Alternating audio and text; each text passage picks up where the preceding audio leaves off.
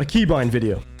So it's season 9 and you have a SCUF controller, or you have a Nikon RevolutionX, or you have a Xbox Elite controller.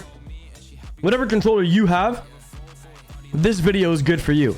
It's even good if you're on keyboard and mouse, because I'm going to be explaining what you have to be able to do with the car and to pull off the mechanics in the game. So first of all, if we're looking at my controller, we go into settings, controls, view keyboard, mouse, or keybind settings, right? So for me, drive forward is this button here, but I'm actually using my index. Drive forward, drive backwards, I'm using my other index. So these are my indexes that are moving right now, not the bumpers on the back. Right steer, obviously joystick. Here we go. We get already into complications where we have to talk about, I don't know why I did that. Talk about boost and A. Boost and A have to be very simple. For me, boost is this button here. Is the paddle on the back. So I'm using my middle finger on the back of the controller to boost. So it's super important for you to be able to boost and A at the same time. So boost for me is the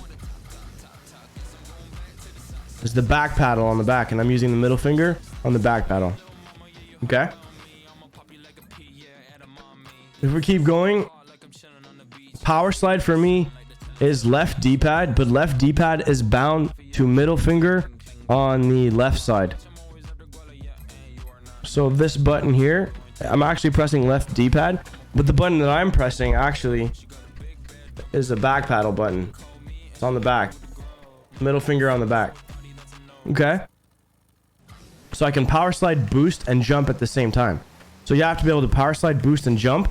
And on top of that, for me, camera change is X. It's not Y. Y for me does nothing, right? So A and camera change is X. So my thumb barely moves. So I can power slide, boost, jump, and change camera at the same time. Air roll right is left bumper. Air roll right is right bumper. But they're actually on the back of my controller. So they're bound to the back paddles, but the lower back paddles. So that's how I arrow right and arrow left very easily. And I can also arrow normally by left D-pad. So left D-pad is power slide and normal air roll. So there you go. You have all your keybinds that you need to play Rocket League. And obviously drive forward. But on top of that, you can actually use your camera shifting with your right thumb. So camera shifting with your right thumb also has to kind of be comfortable. So what other buttons you can press at the same time as you're doing that, it just becomes practical. Like for example, if I'm in ball cam and I'm doing the fly around the ball exercise, something that I can do that a lot of players can't do is actually look around.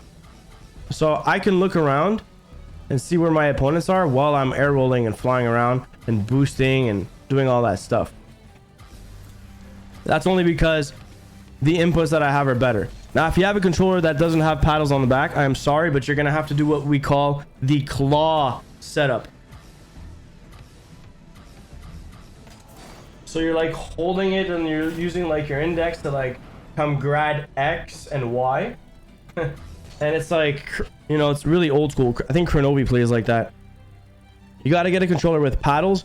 The good thing about mouse and keyboard is that you just have to bind keyboard inputs. Your restrictions on keyboard, I'm not sure of. And if you're wondering, camera settings are like this. So nothing special there. And my steering sensitivity and aerial sensitivity is exactly like that. So there you go, boys. Camera settings and keybinds for season 9. Hope you guys enjoyed. Peace out.